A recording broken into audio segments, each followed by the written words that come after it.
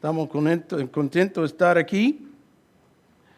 Y bueno, estoy contento de ver cada uno de ustedes con la lluvia y todo en ese día. Pero gracias a Dios es un privilegio estar aquí donde podemos abrir la palabra de Dios y escuchar la palabra. Y bueno, nuestro texto hoy en realidad es Mateo 11, versículo 1 al 3. Leímos en la lectura los 11 versículos, pero el texto viene de versículos 1, 2 y 3. Y debo decir, cuando se trata de Navidad, todos los predicadores enfrentan al mismo reto. ¿Cómo contar la historia a personas que ya la han oído muchas veces? Y a veces la ayuda llega de un lugar inesperado. Me gustaría citar un artículo titulado "Ho, ho, ho, el anticlaus llega a la ciudad". El artículo describía la visita de un hombre que se llama Tom Flynn, que iba a explicar a las personas racionales y los librepensadores por qué no debían celebrar la Navidad. Él publicó un artículo, se llama "El problema con la Navidad", y hizo cientos de apariciones en los medios como el anticlaus. Como humanista laico, Flynn insta a otros no creyentes a ignorar por completo la Navidad. Y aquí la cita clave: si Jesús no es tu Salvador, la Navidad no es tu fiesta. Y cuando yo leí esa palabra, mi mente empezó a correr en 3 o 4 direcciones a la vez. Pero después de pensarlo, decidí que Tom Flynn tenía razón. Después de todos, los cristianos creen que hace 2000 años algo sucedió.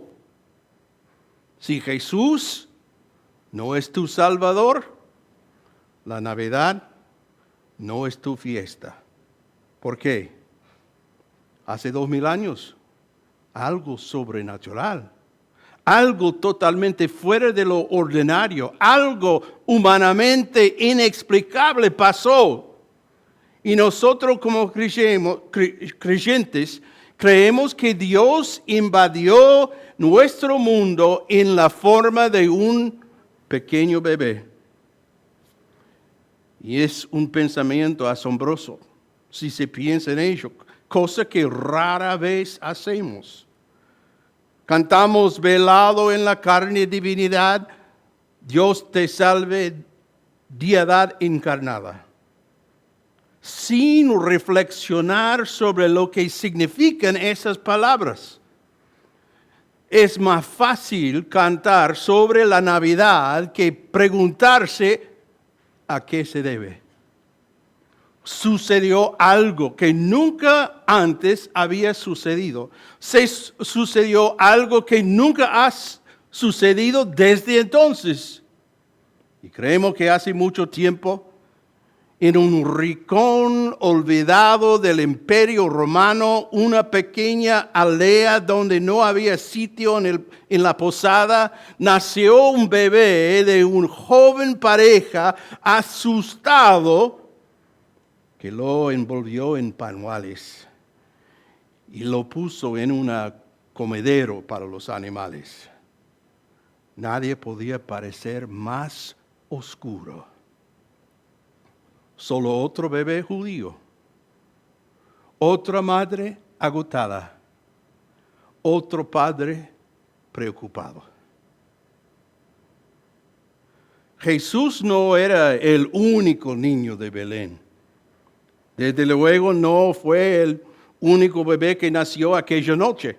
Hoy en día, cada día nacen 353,000 bebés en todo el mundo. Y aunque el número no habría sido tan alto hace 2000 años, podemos suponer con seguridad que Jesús fue uno de los muchos miles de bebés que nacieron en ese mismo día. Ese bebé y ningún otro bebé. Estoy señalando que creemos algo extraordinario acerca de un bebé en particular, nacido en un lugar en particular, de unos padres en particular. Y ese bebé y ningún otro era Dios en la carne humana. ¿Cuáles son las posibilidades? Cuando se trata de la Navidad, confesamos sin pudor que detrás de los villancicos y los dulces, detrás de las decoraciones y las fiestas, detrás de todos los conciertos y todos los sermones, detrás de todo ello se esconde una verdad histórica innegable. Que hace 2000 años Dios se hizo hombre en la persona de su Hijo, el Señor Jesucristo. Y no solo lo creemos, nos hemos jugado la vida por ello. Pero, ¿y si no es la verdad? ¿Y si no hay nada detrás de tanto canto y tanta celebración? ¿Y si Jesús no era más que otro niño? ¿Y si nunca vino? ¿Y si el anticlaus tiene razón? Y si el anticlaus tiene razón, permíteme decir de nuevo que el señor Flynn ciertamente tiene razón en una cosa. Si Jesús no es tu Salvador, la Navidad no es tu fiesta.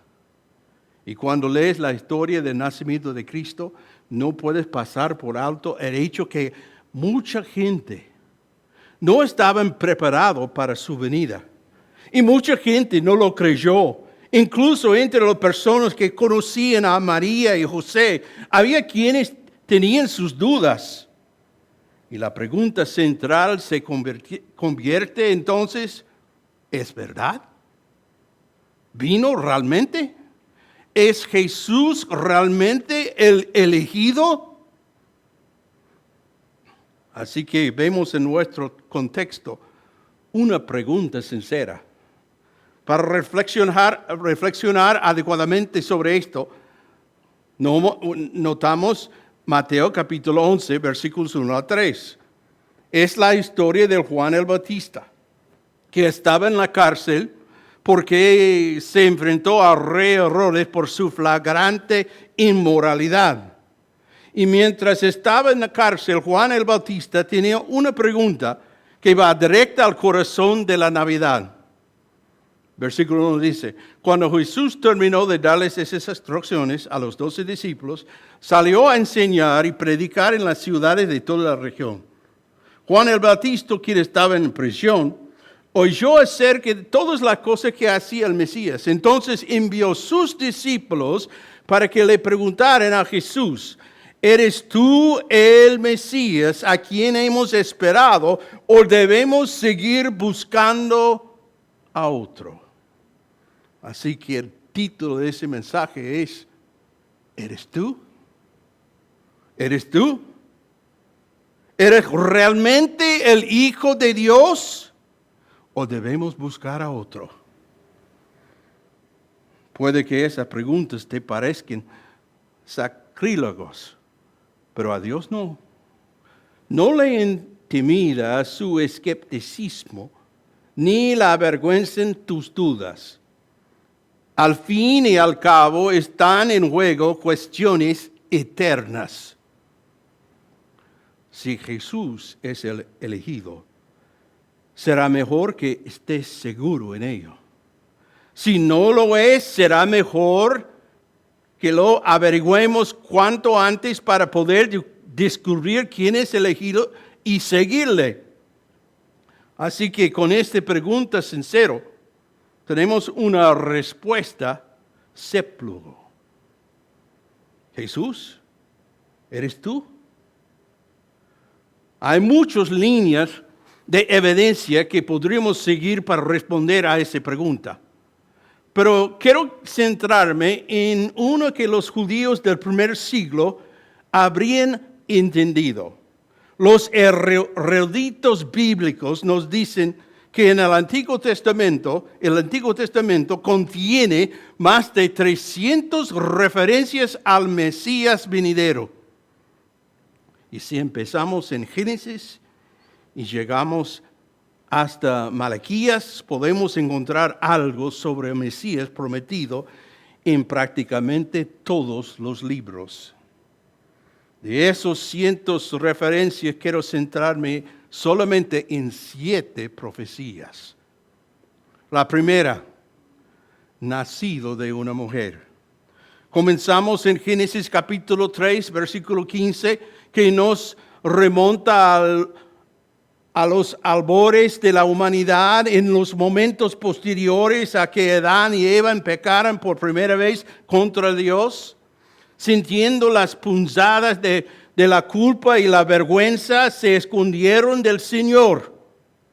Y esto es lo que el Señor dijo al serpiente que los engañó. Pondré amistad entre tú y la mujer, y entre tu simiente y la de ella.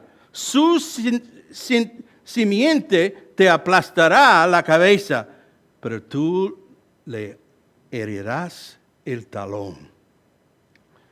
Encontramos 3 sentencias de juicio en este versículo. Primero, habrá hostilidad continua entre la serpiente y la mujer. Y Eva sabe ahora que no se puede confiar en el serpiente. En el segundo lugar, habrá 2 líneas de humanidad constantemente enfrentados entre sí. Los que siguen el camino del serpiente lucharán continuamente contra los que siguen el camino del Señor. Y no hay duda, nosotros podemos ver esto claramente en nuestro mundo, ¿no? Y tercero, vendrá alguien y él que finalmente destruirá el poder de la serpiente. La serpiente herirá su talón en la crucifixión, pero en ese mismo evento el Mesías aplastará la cabeza de la serpiente. Aunque un golpe en el talón no es doloroso, una cabeza aplastada es fatal. ¿Dónde se cumple esa promesa? Mateo 1, 18. María estaba comprometida para casarse con José. Pero antes de que la boda se realizara, mientras todavía era virgen, quedó embarazada mediante el poder del Espíritu Santo.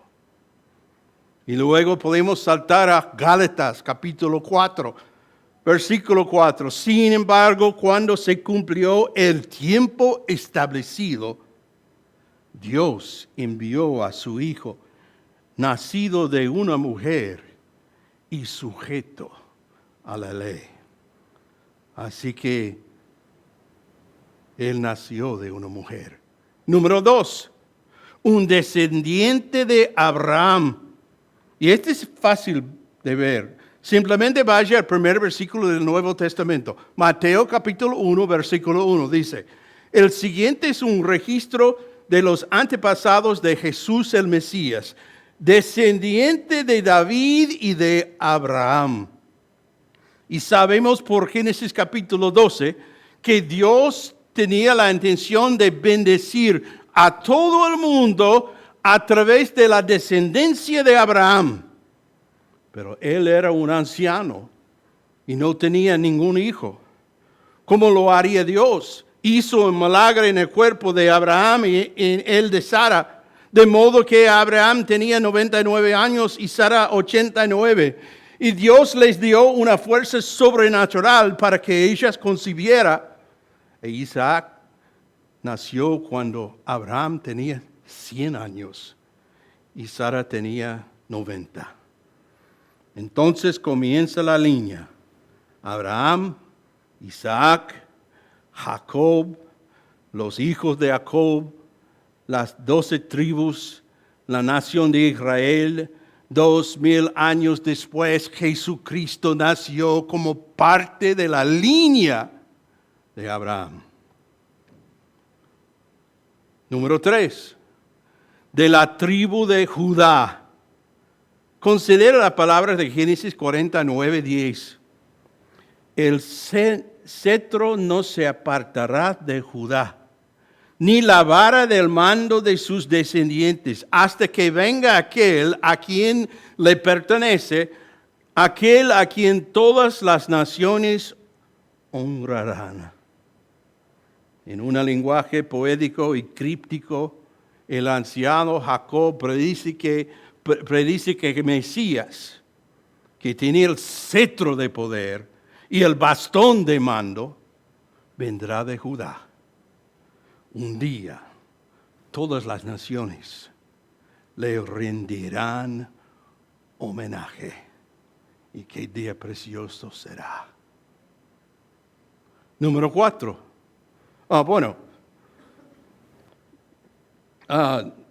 Falté mencionar lo que dijo en Lucas 1:33, que Jesús es el león de la tribu de Judá. Que Jesús procedía de la tribu de Judá. Apocalipsis 5:5 dice, pero uno de los 24 ancianos me dijo, deja de llorar, mira, el león de la tribu de Judá, el heredero del trono de David. Número 4, un descendiente de David. Y no tenemos tiempo para mirar todos los pasajes, pero tiene la referencia para estudiar más adelante en casa.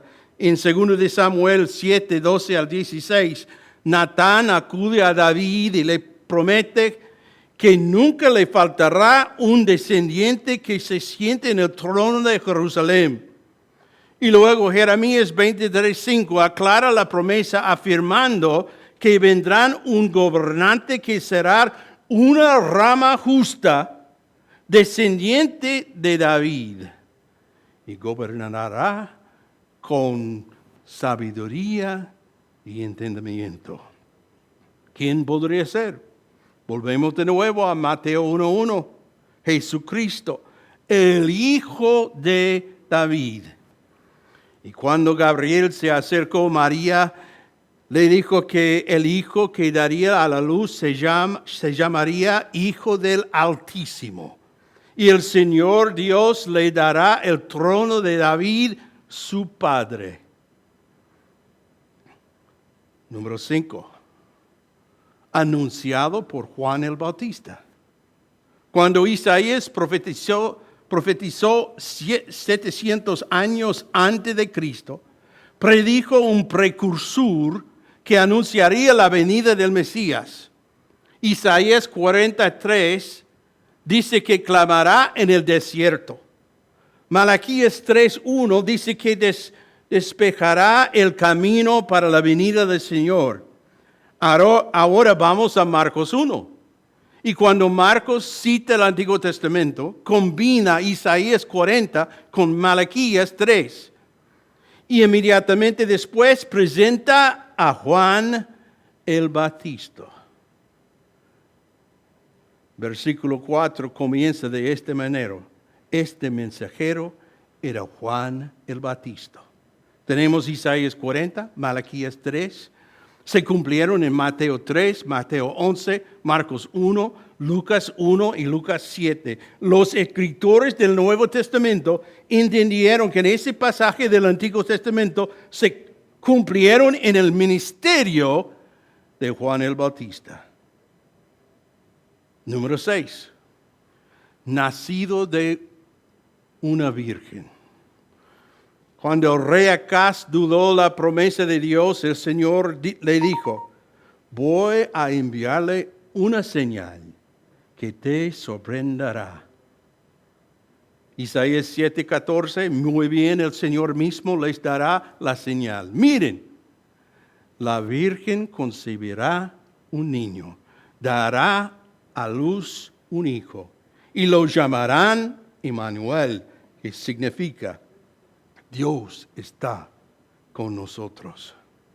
Y no importa cómo entendiera Acaz, no hay forma de que pudieran haber provisto que 700 años más tarde Dios lo llevaría a cabo a través del milagro de nacimiento virginal. No tenemos que preguntarnos esto porque cuando el ángel le habló a José en sus sueños, dijo, todo eso sucedió para que se cumpliera el mensaje del Señor a través de su profeta. Miren, la Virgen concebirá un niño y dará a luz un hijo. Lo llamarán Emmanuel, que significa Dios está con nosotros. Mateo 1, 22. Y él citó también Isaías 7:14. Número 7. Nacido en Belén. Ahora la línea se estrecha aún más. El Mesías no solo nacerá de un virgen, sino que ahora Dios especifica exactamente dónde nacerá. Que dice Miqueas 5:2. Pero tú, oh Belén Efrata, eres solo una pequeña aldea entre todo el pueblo de Judá. No obstante, en mi nombre saldrá de ti un gobernante para Israel, cuyos orígenes vienen desde la eternidad. Aunque Belén era pequeño e insignificante, ¿sabe que solamente fue 6 millas desde Jerusalén hasta Belén? Un pueblo muy, muy pequeño. El Mesías nacerá allí. Y esto es lo sorprendente.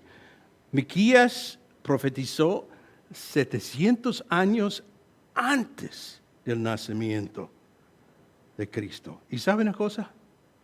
Todos los líderes judíos lo sabían.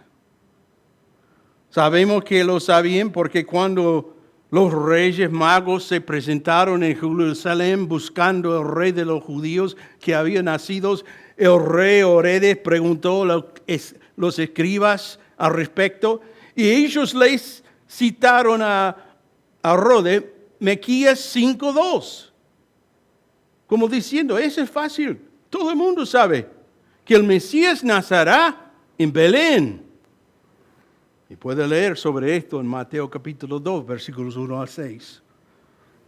Supongamos que encuentro por ejemplo, debe pensar conmigo.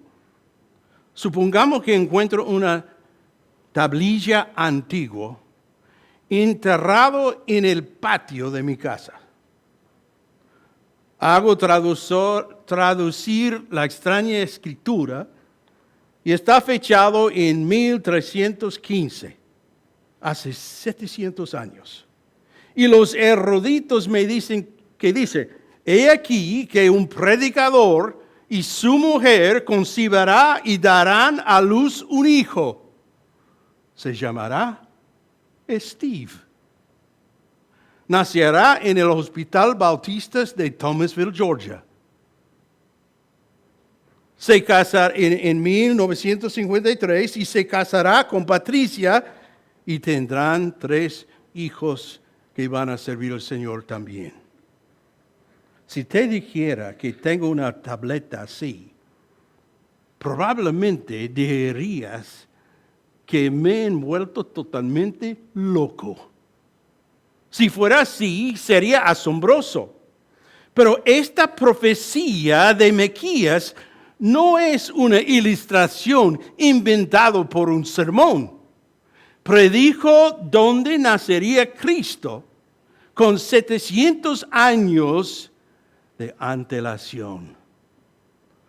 Así que tenemos 7 profecías acerca del nacimiento de Cristo, nacido de una mujer, una descendiente de Abraham, de la tribu de Judá, un descendiente de David, anunciado por Juan el Bautista, nacido de una virgen, nacido en Belén, con 7 profecías diferentes, pronunciado por cinco personas diferentes a lo largo de 1200 años.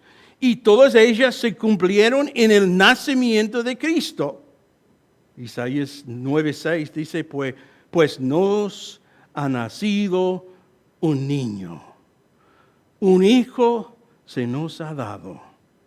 ¿Y quién es él? Vino exactamente como Dios había prometido. Hechos 10:43 dice, todos los profetas dan testimonio ¿de quién? De él. De él. Luego vaya al camino de Emaús, donde Jesús les dijo a 2 discípulos el día de su resurrección. Lucas 24:25.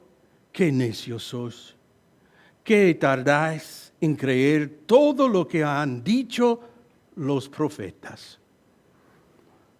Acabo de darle 7 profecías sobre su nacimiento, pero quiero decirle, hay más que 300 profecías sobre la vida de Cristo en el Antiguo Testamento. ¿Podría esto haber ocurrido por casualidad? Considera cómo encajan esas 7 predicciones. Número 1, nacido de una mujer.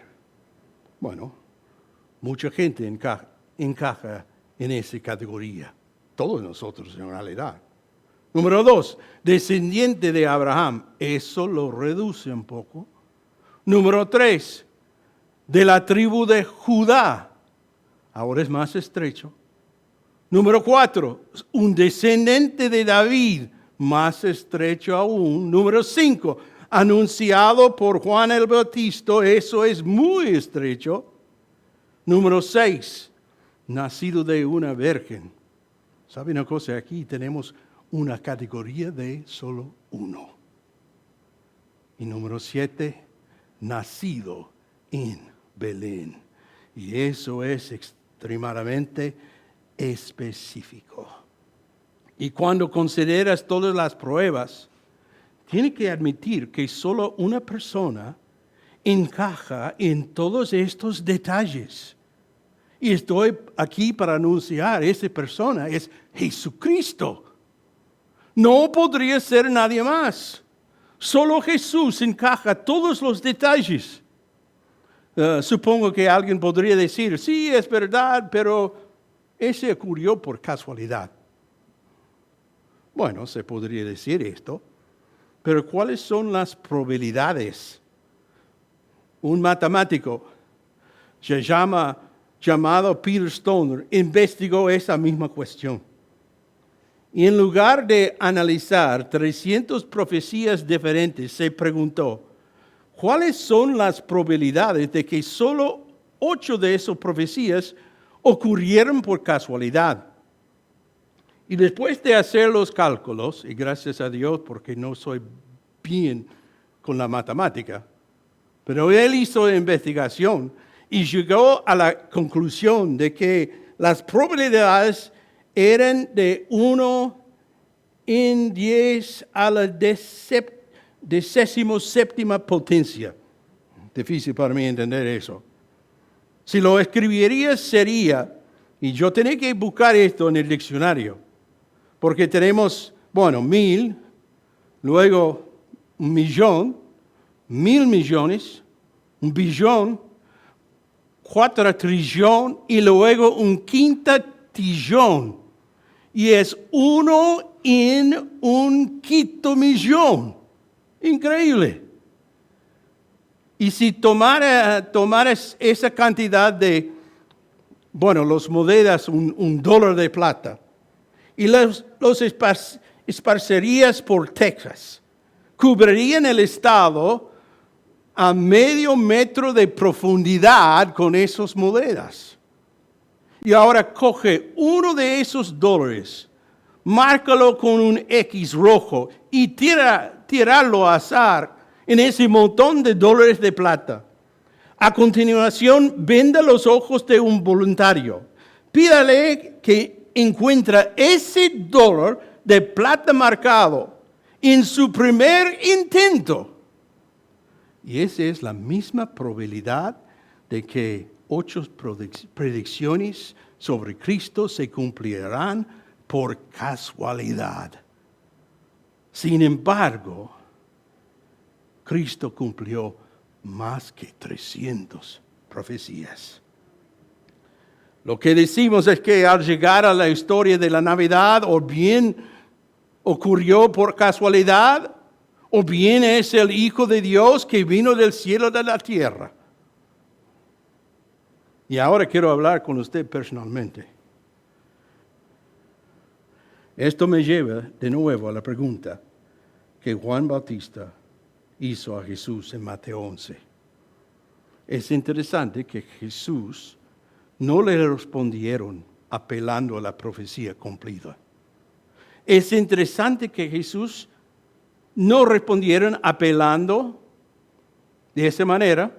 No dijo, tomemos todos esos dólares de plata y esparcemos por Judea. No. Podría haber hecho ese tipo de argumento, sin duda, pero no lo hizo. En lugar de eso, apeló a la prueba de las vidas cambiadas por su poder. Dijo a los discípulos de Juan que volvieran y contaran que lo habían visto con sus propios ojos. Los ciegos ahora ven, los cojos ahora andan, los zurdos ahora oyen, los leprosos quedan limpios, los muertos resucitan y se anuncia la buena nueva a los pobres. Versículos 4 y 5 de capítulo 11.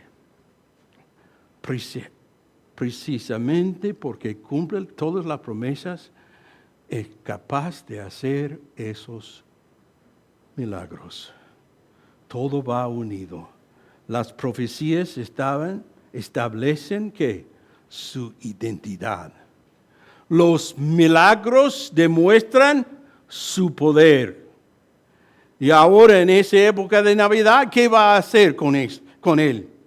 Permíteme hacer esto personal, porque Él es el Salvador prometido. Él tiene el poder de cambiar tu vida.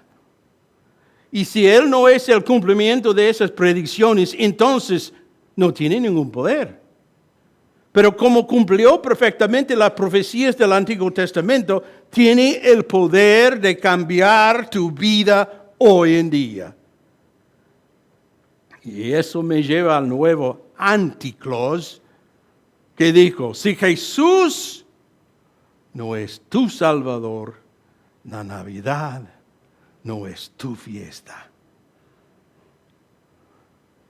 Es solo una fiesta divertida. Y la Navidad pertenece a aquellos que adoran a Jesús como Salvador y Señor.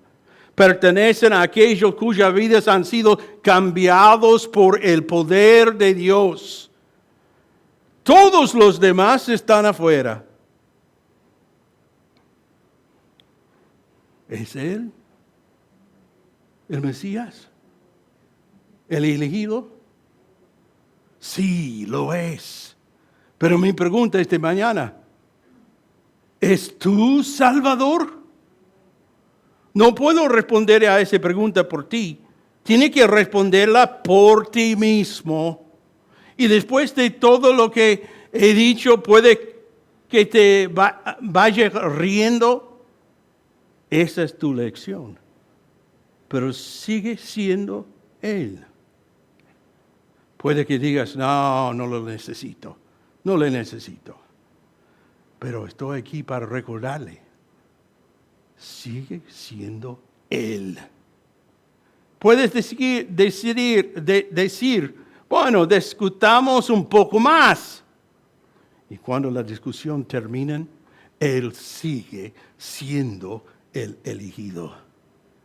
Al final, la Navidad debe convertirse en algo muy personal. ¿qué harás con Jesús? Él no entrará a la fuerza en su vida. Él te amó. Él vino por ti. Él murió por ti. ¿Y qué harás con Él? Todo lo que puedo hacer es decirte lo que sé. Después de eso, la elección es tuya. Él es. ¿Eres tú, Señor? Sí, Él es el elegido. Pero mi pregunta, ¿es tú Salvador? La pregunta de hoy. Si Jesucristo no es tu Salvador, la Navidad no es tu fiesta. Vamos a inclinar nuestra cabeza, cerrar nuestros ojos. En un momento voy a orar, pero quiero darle tiempo, mientras todo está quieto, a examinar su propio corazón. Yo no puedo ver adentro de cada uno de ustedes. Lo único que puede hacerlo está aquí, Dios mismo, el Espíritu Santo. Él reconoce lo que pertenecen a Él. Y la pregunta, ¿tú perteneces a Él o no? Habrá un tiempo cuando usted se había rendido al Señor mismo, reconociendo su pecado, pidiendo el perdón de pecado, y que Él podría aplicar lo que Él proveyó en la cruz del Calvario para salvarle de sus pecados, para ser parte de su familia. Dios está listo para salvar y Él puede hacerlo hoy.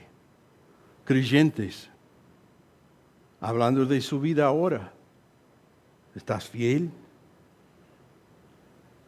en demostrar que Jesús es tu Salvador y tu Señor? Porque sabe una cosa, una vez que Jesús entra en la vida, Él cambia la vida y habrá una diferencia. Padre Celestial, te damos gracias de nuevo por la oportunidad de abrir tu palabra. Para mirar las dudas de los seguidores, los discípulos de Juan el Bautista. Cuando ellos preguntaron, ¿eres tú, Señor?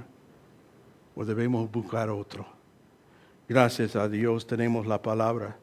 Y en tu palabra lo hace bien claro para nosotros. No hay otra opción. Jesucristo es el Mesías. Nacido de una mujer virgen. Creció hasta que podría ofrecer su vida como sacrificio. Y gracias al Señor, algún día vamos a mirar cara a cara con nuestro Señor. Cuando Él vuelva de nuevo como un rey. Va a ser un día muy precioso para los que pertenecen a Él. Bueno, deja que el Espíritu hable a su corazón. Si necesita poner su confianza en Él como su Salvador, puede hacerlo hoy mismo. Estamos listos para hablar de esto. Creyentes también, quizás hay áreas en su vida que deben ser rendidos de nuevo a Él. Hoy es el tiempo de hacerlo. Y gracias, Padre, por todo eso. Oramos en el nombre de Jesucristo. Amén.